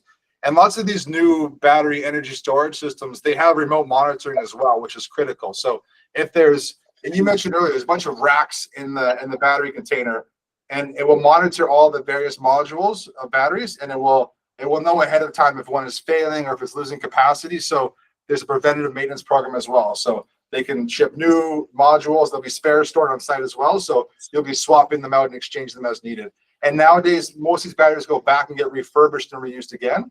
So I don't think they're any disposing of the batteries. They probably go back to the equipment manufacturers for repurposing and reuse in the future. Like a core charge. Right? Like Same for thing when me- you change your brakes. Like for me, like I was saying, like maybe have one set up so they can understand how it works, the whole community, like they Yeah. can see, observe, like Well, understand it more. We have this Yeah. one. We were thinking of hooking it up for the presentation, but we weren't really sure about all that. But when he's talking about taking these things out of the rack or whatever just to be serviced, it's just pulling on these handles and disconnecting a couple cables, and then setting it off to the manufacturer and putting a new one of these in. Like the community will have like maybe 4 or 5 of these on standby, just in case something happens. Yeah. You guys are not stuck with the batteries that aren't working, right? Like in case the hydro goes off again and like that working. Yeah, well, this is, if you have a battery system, it says you don't have to worry about the generator shutting down. Yeah. The generator shuts down, the batteries kick in right away. Okay. It says during the summer, it says they're always being charged by the solar panels. You won't even need the generators. Okay. Yeah, that's what I'm like with the community. Yeah. What come here and all like. Yeah, that's why it says it's a good system, because it says like as the community grows, or if you want to build more buildings or you need more energy, you just add more batteries. Yeah, it's very modular. It says, right now, it says we're stuck on a generator system. It says a generator fails, people lose electricity. It says then you got to wait for the generator to get fixed. You got no backup. Yeah. This is if all three generators went at once. So what the next meeting there is like maybe have it more aware, like so they can come there and like. Yeah, Yeah. Definitely. if you want to see an example of a house, Yes, that's so what, you can come and see those guys. Yep. over This is- here. in Yeah, there's one set up at the airport. At the airport? Yeah. Oh, It okay. says the box is already in there, the batteries are already in there, the generator is already hooked up. The monitoring panel is there. Okay, that's. Everything is there. That's just a miniature of what we're trying to set up for What community. about here, like in the reserve? No, but it says that we gotta set it up for the community first. It says, and then it says as the community grows. One setup here to Yeah. see them, like, to To see it, see how, Yeah, we can definitely how talk it about works. that. We So can they talk can about see that. actually work here Yeah. in the community. Yeah, we can talk about that with KD there. Like, Yeah. that's a whole new discussion we could have and trying to get some visibility on that kind of thing. The problem right now is, Bridget, this is KD. It says can't touch any of the housing in the community. I know that. That's I know. Eric's department. This is Eric takes care of the stuff inside I'm the just community. saying that it's. We have to build outside of the community. It's just that, that's the way I like, would like the community to see it. So- Okay, we'll definitely talk about it, right? Yeah. Yep. So We'll get on that. reserve? KD is on reserve. It says we operate O&M on a reserve. This is, but for development, we can't. One Yeah. sample? Okay, Brandon, I think we're good to keep going with the presentation. I don't know if anybody else has. Okay. I'll be Thank you. around if you have any questions or, yeah, nice to talk to you all. Thanks for having me.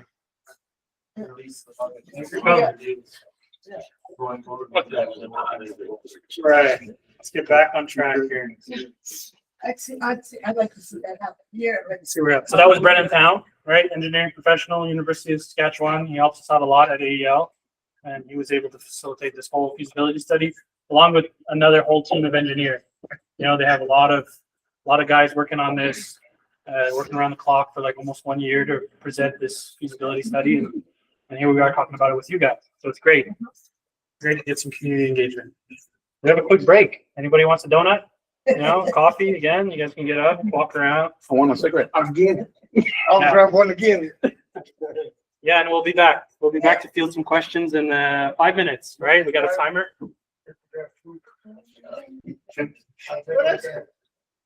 Pick them up. Well, it's a place. I like sugar no more. I don't like sugar anymore. Not that kind of sugar. I'll still have the lemon pie.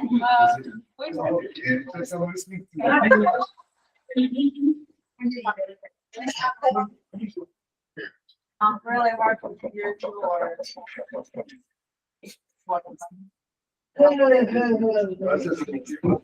Go back, Dave.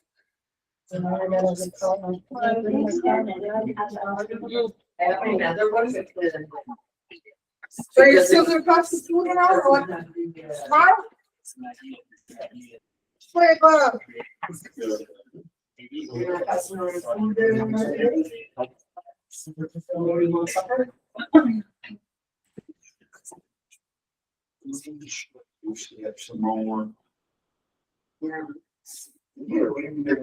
Bacon? Something like that? No, it's okay. Whoa. Now, what's up? Between the sandwich and the dip.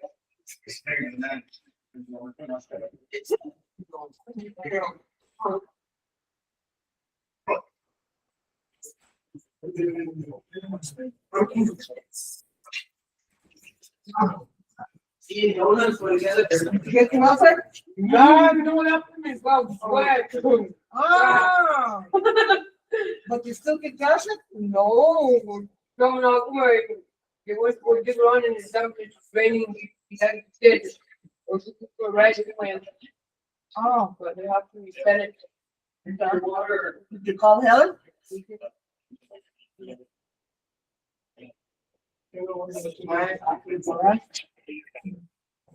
So is it? Yeah. After we read that paper and we'll bring it back. Promise them the end of the day, I can go back. Yeah, tomorrow.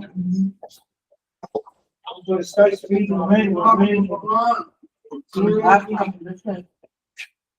Was he saying about these? Wendy, were you here this whole time? Wendy, what? Were you here this whole time? Yeah. I was just talking. Oh, I just said someone over there.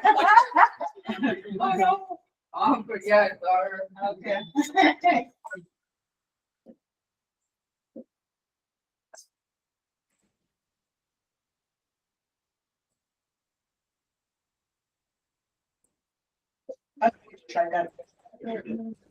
You're gonna get all the smoke. I don't get it. Partnership. That battery. Solar market.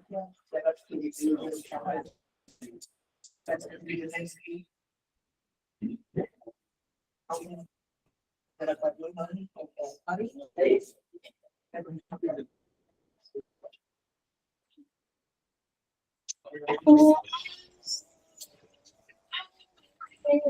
Both of them and help us. Yeah. Yeah. Yeah, close the door. Close the door. Taking your mom. Take the door.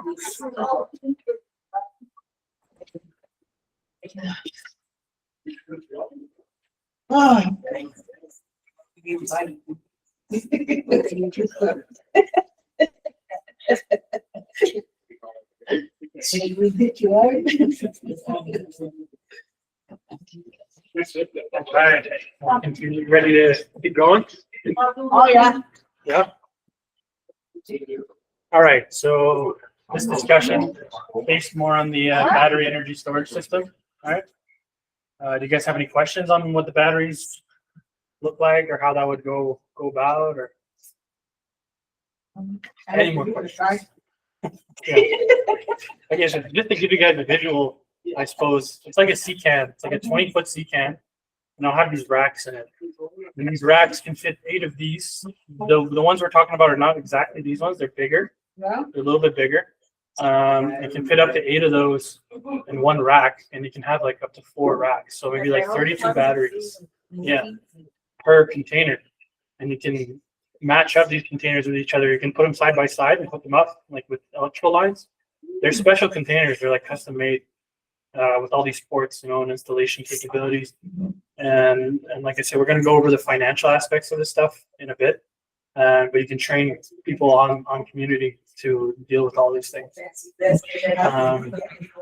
Yeah, so we went over the primary choice for the community. I hope you guys spread the word on why solar plus the battery energy storage system is the best option for the community.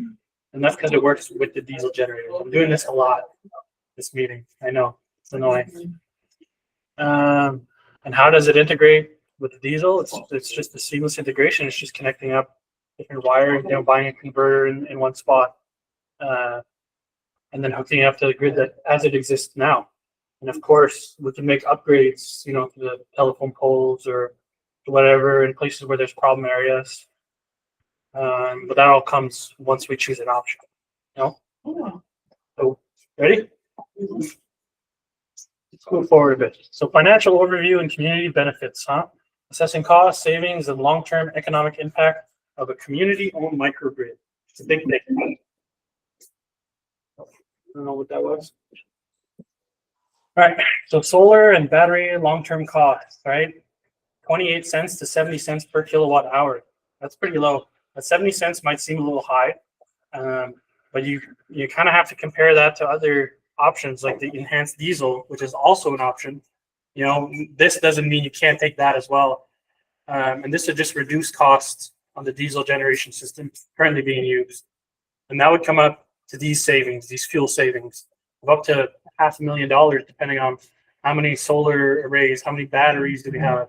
The more you scale it up, the more you save. Of course, there's that initial investment, but it's always a trade-off like that, And then there's other options, like I mentioned, biomass and Hydro-Quebec line require a much higher initial investment.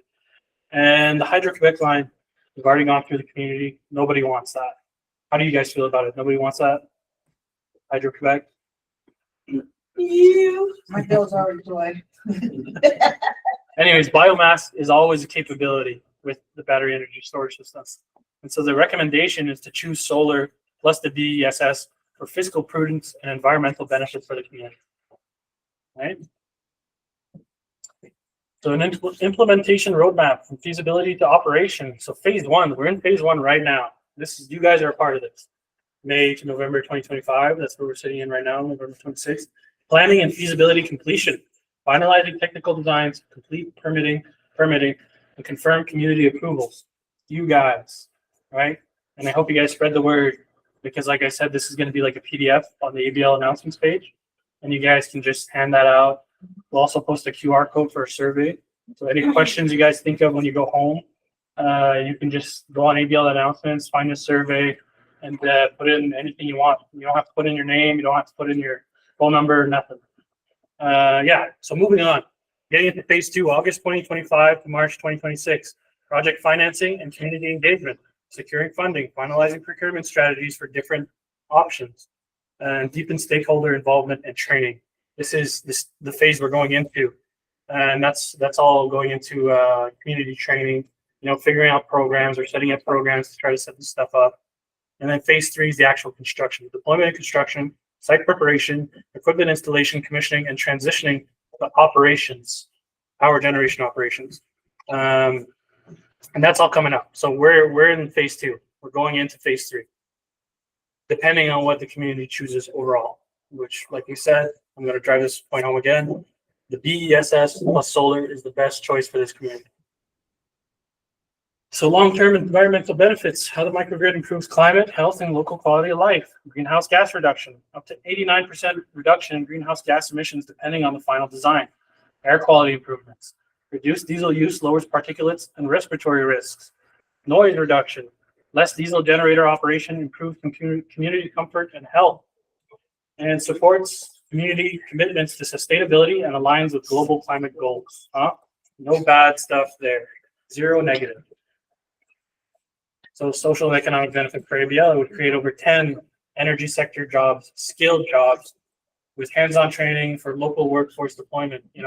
I would start with sending somebody, a community member who's dedicated to the energy sector, to go learn, hand in hand with other technicians who work in the energy sector who specialize in these systems, energy storage, solar, even the diesel side. And once we have a couple people, we can train other people in the community to keep that wheel moving. You had a question? What if it's like, does it get damaged? Is there like a replacement on the cost? Yeah. So all these systems, like these solar panels, they're all kind of modular, and they're actually designed to be taken off because each one of these has like a lifespan.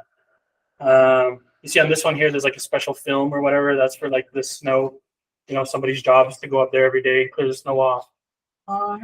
You can just slide a lot of these off the rails, and there's a lot of different models for these solar panels. And we'll kind of get into that once the community focuses in on one solution, right? So let's say you guys choose solar, then we'll find a bunch of different, contractors or a bunch of different places where we could purchase these things, and we'll present them to the community. And we'll do another presentation. We'll say these solar panels are this, these solar panels are that, these ones are cheaper, these ones are more expensive, but I don't know, for whatever reason. Long run, it's training jobs for community members too, right?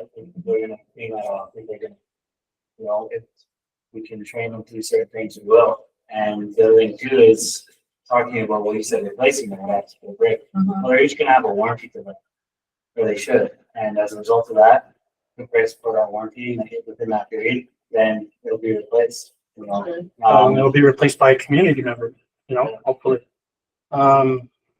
So all that goes into that 30% fuel cost savings, right? Fuel cost savings frees funds for housing, healthcare, education, and cultural services within the community. All this is just money you're liberating for the rest of the community. And like I said, that's cumulative. It keeps going up the longer you have the solar panels. You save more and more money. Strengthens energy security, promoting economic stability and community well-being, and aligns infrastructure with energy sovereignty and community-driven decision-making. Sorry about the ducks. Nothing I can do about that. Right? Quick Q&A. So asking you guys, what kind of improvements or changes would you like to see in community power distribution? Do you guys see any opportunities or anything you want to see changed, updated, upgraded, whatever that may be. Anything? It's all right if there's no. Yeah. Yeah. Outside. Community growth, like this community is just going to keep growing. Like I said, there was a number figure in there earlier. It's 10.54% annually. The community is going to keep growing, going to keep expanding, and we need to keep up with that anyways. There's no way we can't. And then training, right? We'll get more into depth in these levels of training that community members get on equipments and systems. That all comes when we choose something, right? Choose. I'd like to see more solar panels. Yeah. Like solar power. Yeah, that's what this is all about. I mean, I want to see that too. Hopefully everywhere, not just here. And that's, like I mentioned before, you guys are in a unique situation where you guys can be like role models for other communities. They've proven in Ontario that a smaller community than this place can run on solar, even less efficient than here. And it's always good, I think, to show other communities around here, like, oh, we can do that too. There's a possibility. Possibility. What this means for Algonquin's Barrier Lake. Resilience. Reduces reliance on expensive fragile diesel generators and volatile fuel markets. Energy sovereignty, very important. Strengthens authority over essential infrastructure. Clean, modern system, right? It's all modular, it's all expandable, and it's clean. Intergenerational benefit. I see that as a very big one. As a First Nations member myself, what my son and my grandson will grow up on. And this is not my community, but if something were like this were to go through, I feel like generations would benefit. The generations would see that and they keep up with that mentality, right? Expanding, being cleaner, thinking about the future. And a leadership position, like I mentioned, positions ABL as a model for sustainable, community-driven power nationwide, ideal. Specifically more local. Other First Nations can look here and be like, that's so amazing what they did at ABL. Let's do that. And then we got a closing statement. So that's the last slide. You guys are all free after this. Okay. Yeah, grab some donuts on your way out. So by shifting to renewable microgrid, ABL gains a stable and resilient power system, reduced fuel costs, lower emissions, and more local employment, and long-lasting control over the community's own energy decisions. All right, it's all about you guys and what you guys want for this community. Can I take that battery home now? Hey, if you can lift it, you want to try it? If people want to come try it, I've been hauling this thing around all day. And I'm not. See how heavy it is though, for real. Okay, I have questions. Okay, yeah. You got a question? So Go ahead. when you talk about local employment, who will be managing these things? And with the presentation that you've been doing from the start, is this all like just hypothetical ideas for the community to come to an agreement on that you've already discussed within the band council? Or is this something that you will bring forward after you get the data that you need and then bring it forward with them and talk about this plan, or is it already in the making? So it's a proposal. It's a proposal. The AED and AEL have So you're gathering information right now. You're not really on the go of like, yeah, guys, so this is what we're gonna potentially do. Pick two choices right here. So there's no actual like going forward with the plan. This is just At the presentation.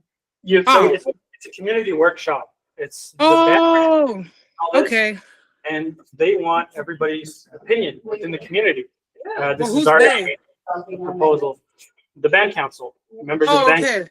Casey Rad, everybody's already informed, and this is to give the community more information because this feasibility study was just concluded a couple months ago. We analyzed all the findings. We went through. We made this meeting. From who though?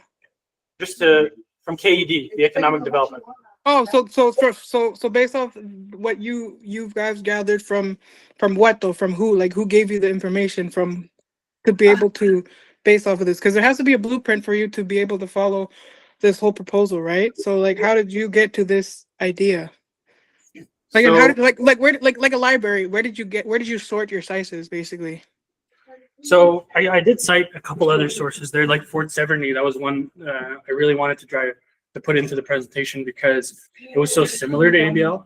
Mhm. There's a lot of other sources that we can put into some kind of information packet, either for you specifically or for the rest of the community members who want to know. But this feasibility study, it was done by a team of engineers who specialize in all these energy sectors, infrastructure sectors, who work all over Canada and know all these provincial regulations. And they know the current energy climate in the areas. And throughout Canada and the US, I would say North America overall. And so it's not like they're pulling out any of this information out from nowhere. Like I said, it took a year to get all this information. And this is all just, all the options that are provided are very real possibilities for the community. The community just needs to decide on what they want. That's the main priority here. Just talk to the community. The whole goal of this presentation was to start a dialogue, get people talking about it. I hope you go and you talk to your siblings, your cousins, whatever family members you can, and just talk and say, hey, this is what they talked about at the workshop. You know, more people should be talking about it because everybody in the community has an input in this workshop, whether they're here or not. And that's why we're putting the survey on the ABL announcements page, and everybody can fill it out and you can post anything you want there. It'll all be looked at, every single comment. Did that kind of answer? So it's based on their opinions and judgment on your idea, and then you're able to change that within your plan, or you're just sticking with the plan and just gathering what they think about your plan and like just kind of like whatevering it in the moment, or are you gonna listen to what they're trying to say? The plan is to come up with an alternative to Hydro-Quebec.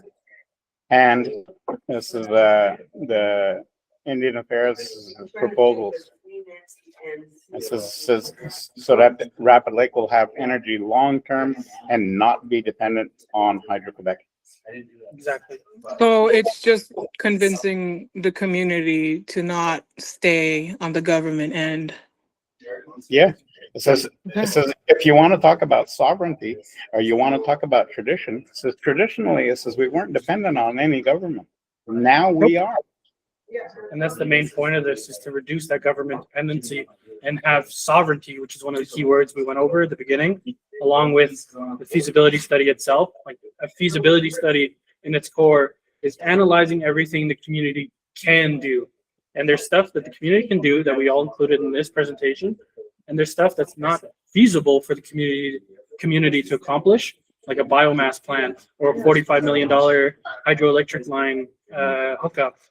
And so we omitted that from the feasibility study because it's not stuff the community wants. It's not like our opinion or our whatever, because whatever the community chooses, we'll build it. Whatever they want, we'll build it. We're not leaning one side. We're not saying, you know, you should build this instead of that, build this instead of that.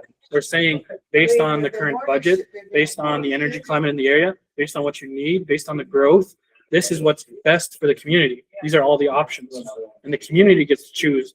So when we're talking about sovereignty, like this whole workshop is just an alternative. yeah, it's just enabling that sovereignty for all the community members.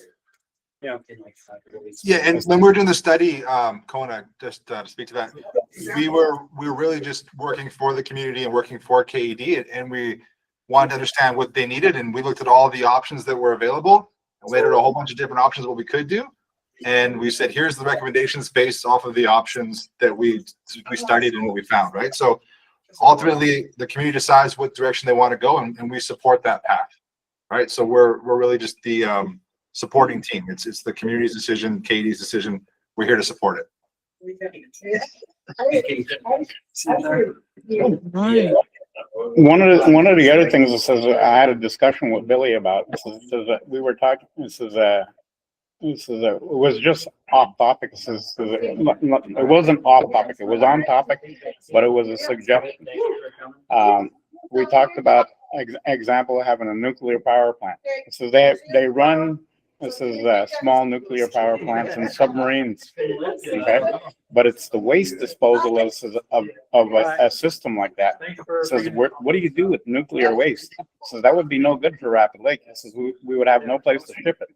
Whereas the electrical system running on batteries, it says those batteries can be refurbished and reused. So it's a much more viable option. It says, and it says Rapid Lake is not big enough. It says for a nuclear power plant anyways, because it says we're running on 3, was it megawatts? It says, whereas the smallest nuclear power plant runs 5 megawatts. It allows for expansion, but it's a dangerous alternative if it doesn't work. It's being tested right now someplace else in Canada. It says, but it's on a small scale.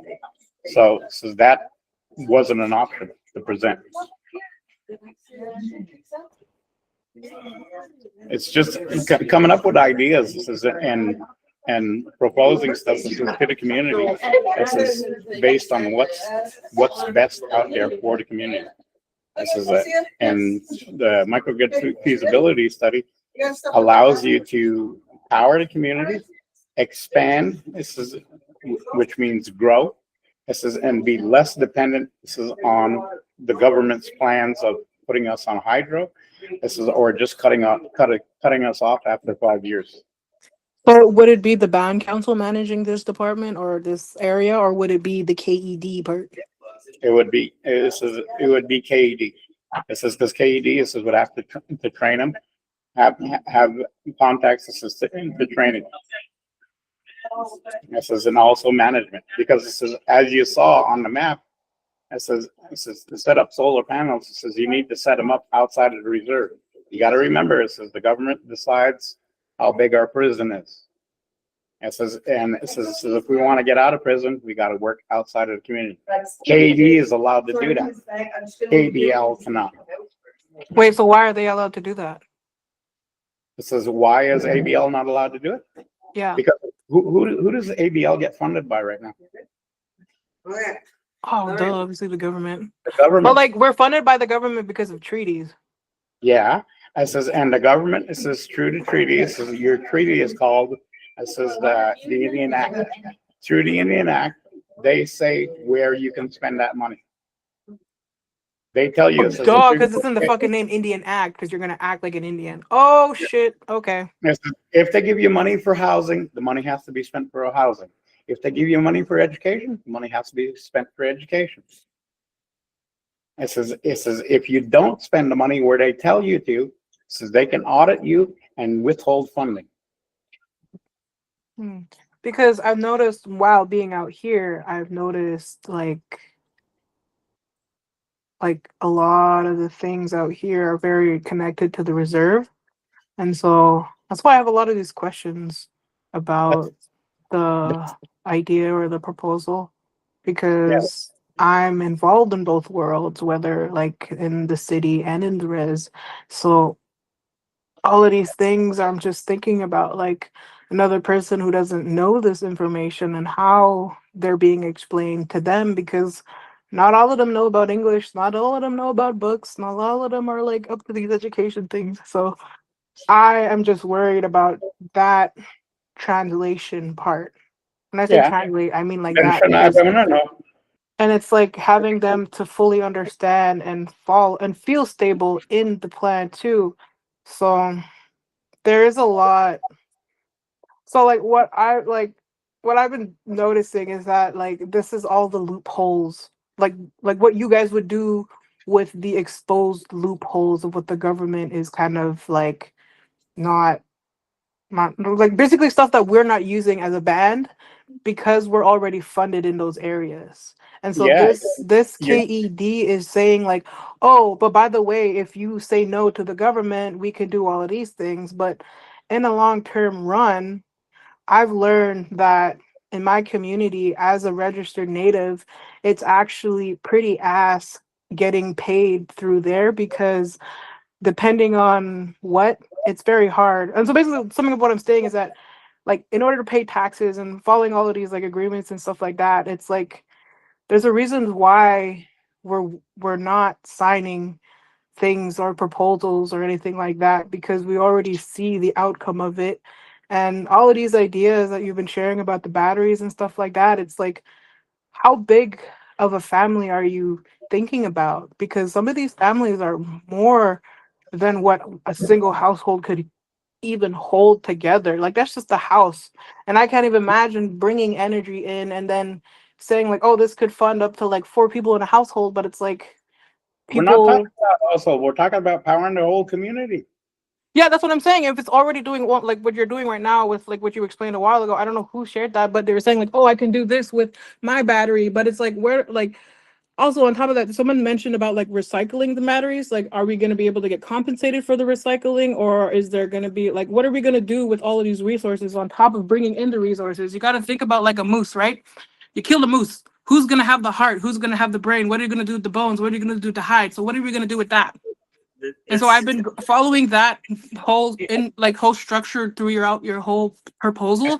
And to me, it's not it's not ideal because you've been focusing on like, oh, the diesel, the gas, and all of these things, but it's like, yes, who's gonna go get that? And then who's gonna want to work in those kind of departments? Who's gonna want to be a part of that like whole economical growth? It's being a part of being a part of it really, but also like yeah, people can support it and be like, hey, share their opinion and all of these things, but it's like they actively doing. And the mental health within the people of my community too is not the best within the last 30 years. So these are all things that are built on like people that have good well-being. Well, I'm not saying that they do, I don't know people's life story and stuff like that, but like these are just things that are not built on actual community like well-being. These are just things that are built off of the land's resources. And because who are going to be able to have these resources if there's no people here? You know what I mean? Because our people's mental health is declining. People are moving out of the way. People are moving off reserve because the resources are better out there. And it's not to say that like this is a bad idea, but it's like these are just things that are happening at the same time simultaneously while we're trying to bring up new ideas and new things that are happening because people are learning about things. Sorry, continue. Yes. I'll answer the first question that you asked, which was you mentioned a moose, right? So like not everyone's hunting for moose, but there's a lot of people eating, right? The 16th? So that's kind of how this goes. If the community gets to eat from the power, everyone does. But there's a couple people out there that will be bringing that into the community to eat so that they can all join in. They can all reap the benefits. It's not me versus you, me versus them. It's there's hunters and then there's the people that are eating and enjoying it and the people that are less fortunate, because that's how our communities work. You know, it's not always, you're not sending people that can't hunt out there, be the weak and the old and the frail, you know, they're eating. So the young men will build the community, you know, catch the moose or hunt the moose, you know, do what they need to it and then feed the community. And that's what the energy is going to do too. You know, we're going to help set that up so that everyone can eat. We want to, But that's what I'm saying. Like, how are you going to get the moose out? Who's going to help you haul it? Who's going to take care of the hide? Who's going to distribute the meat? Who's going to gut the moose? Who's going to do all of these things? Who's going to bring back the guts in the land? You know what I mean? There's like a whole structure of the moose that goes into it. So Hopefully the community and it's like, obviously everybody eats because that's the whole point of getting the moose. But it's like, who's going to manage the moose and like how much we trust in order for the person to distribute the moose that doesn't make sure that everything is fair and that they're following these things. Like, I don't know if you understand the analogy I'm using, I but understand the community. I understand the community enough to understand your concerns. And some of that just has to come with faith. You just got to move forward and put the right people into the right places, because you can't think too much about it now because you don't know. And if all you do is worry about it now, you'll never get anything. You'll freeze for the winter and you won't have any meat. You got to put faith sometimes, you know. It's tough, I know, but it's part of how these things might go, and they work. And it will work. With the right people, it will work. I don't know. We've been kind of stubborn for the past 30 years and we still have. Stop playing with that right now. I don't know. Because, like, from the thing of everything else, it's like even before we were doing the government and stuff, we were still able to survive. And especially with the westernization that's been happening on our community, it's very, very familiar to us. And we know that it will adapt each generation, but it's all about the resistance and understanding our community within ourselves and understanding that every person is each different is different with how they feel about the land and how they want to be there for the land. So I could speak all of these things about how I want to move forward with all of these things, but it could be different from the next guy. But like I could try to convince them, try to say all of these things to them, and try to like find different things to make them follow. But if they don't want to, I literally can't do anything. And it's the hardest part within Rapid Lake because we're all just so stubborn. And it's not okay. stubborn, but we're just so resistant, man. Like we know what it is. We don't need like the most like high master degree guy out here to tell us these things. Like we're fully aware of a known. Yes, you in the back in the camo. You waved. I have an interjection. I have another meeting in 5 minutes. Hell yeah, man. No worries. You gotta go. Yeah. we gotta close up. Thank you for attending. Thank Appreciate you it. so much for presenting. All good, man. Take care. You Be gotta good. Be boil safe. down to it, you gotta choose. Doesn't boil down to a choice. Are you still there, Sarah? You got your mouse? You got it. Yes, I am. You got the box for this? Yeah, the box was on the table. Do nothing or do So how did that go, in your opinion? That went awesome, Billy. Great work. Yeah. Great work out there. Oh, yeah. You really got there. I'm gonna stop recording.